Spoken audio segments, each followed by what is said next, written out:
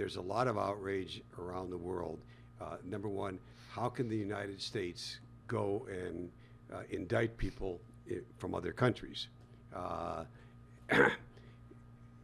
They don't have RICO laws in most parts of the world. They don't have Foreign Corrupt Practices Act laws in most other countries in the world. And so they don't understand. And in many cases, these people barely set foot in the United States. Some of them probably never. But if they wire transferred money through the Fed system, it would hit a United States bank in all likelihood. That's enough to get jurisdiction, which again, out there in the rest of the world, they don't know. And the other part that is bewildering to a lot of us, you pick it up, about the fact that bribery is commonplace in the world. It's the way they do business. That the Swiss law, when this was taking place, did not make commercial bribery a crime. And in fact, at one point, you could actually take that cost as a deduction on your tax return. Yeah. No, it's so around the world. And again, I'm not adopting it, but they're saying we don't understand. That's how business is done, and then they'll call us hypocrites. They'll say, wait, if we want to come to the United States and we got a perfectly lawful business, a good business, we're told you got to hire this lawyer, Bert Deisler, and he'll tell you.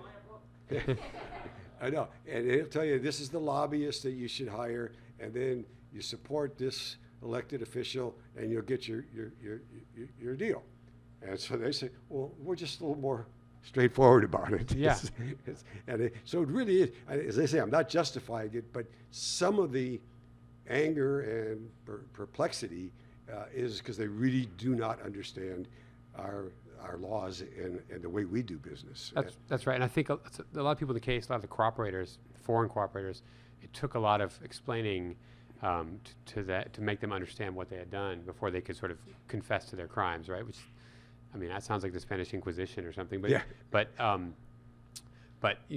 the way the prosecutors worked it out mentally is they used they used the wire fraud statutes it was sort of the legal hook on this, and what they figured out was that these guys. And what's Manafort accused of doing? It's the wire fraud stuff, okay. right? Yeah. Well, and the one they got him on was a thing called honest services fraud, which is often used on politicians. But there's this theory, right, that if you are an officer or an elected official or something of some kind of institution that has some kind of code of standards, then you are beholden as an officer as both on a fiduciary level and also to the ethics code. And if you do things that violate the ethics code, then you are defrauding the institution you work for, right? And the giveaway with these soccer officials is they say that's the way you do business, and it's true, that's the way they do business, right? But they also, you can tell that somewhere deep down they knew it wasn't totally clean because they were really sneaky about it, right? If it was just the way you do business, you just do it in the open, but they would go to incredible lengths to hide the money they were getting, right? They would send it to all these overseas accounts. They would take it in cash. There was one guy who also got convicted who would he lived in Asunción, Paraguay, and he would get his bribes in Buenos Aires, and he would send his personal driver 15-hour drive each way to pick up the cash bribes, put them in the back of the truck, and then drive 15 hours back. He would go down, spend the night, load up the truck, and drive right back with a couple $100,000 in cash in the back of his truck. I mean, that doesn't smell like a legitimate way to take a commission for your services, right? And I think the people came around on it. Looks like we're absolutely. Yeah, absolutely. Yeah.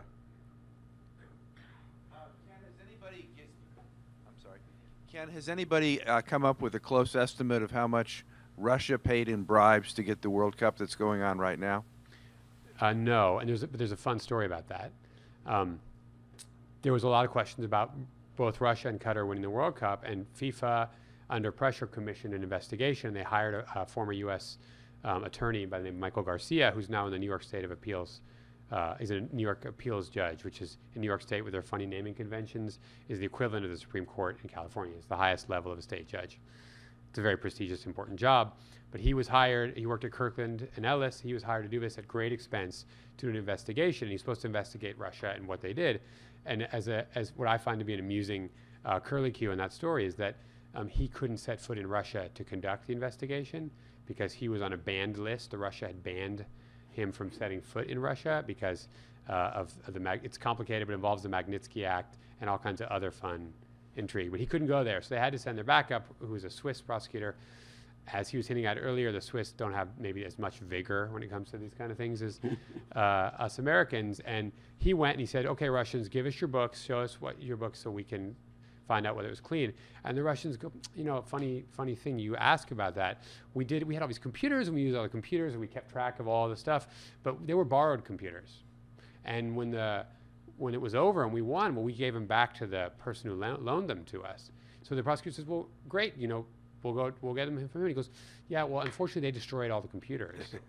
And so there's no computers left. We're really sorry, but there's nothing. There's no records at all of what happened.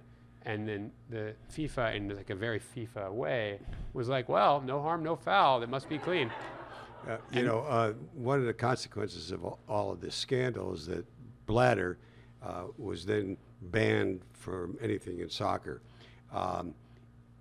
But you might put the TV set on today and see who Putin has as his personal guest. Sepp Blatter. Yeah, I mean, it's really a classic, like, you know, internet terminology. It's one of the great troll moves of the year, I think. Putin gets his World Cup probably by subterfuge. At least it's weird enough that it sets off the entire criminal investigation my book is about. And then has his World Cup. And in the opening game, he sits next to Gianni Infantino, the current president of FIFA, who is, you know, in that position because of that criminal investigation. There's no way he'd have that job without it. And then a week later, he's sitting in a different booth with with Blatter, who is the sort of the disgraced former guy who FIFA has said, you are so bad, you're not allowed back. You can't come to our matches. You're banned from the sport entirely. And Putin says, this is my country. You come. And so... This is my friend, Sepp Blatter. Yeah, this is my buddy, Sepp Blatter. So I think, to me, that's like a really, you know, that's a power move there, Vlad.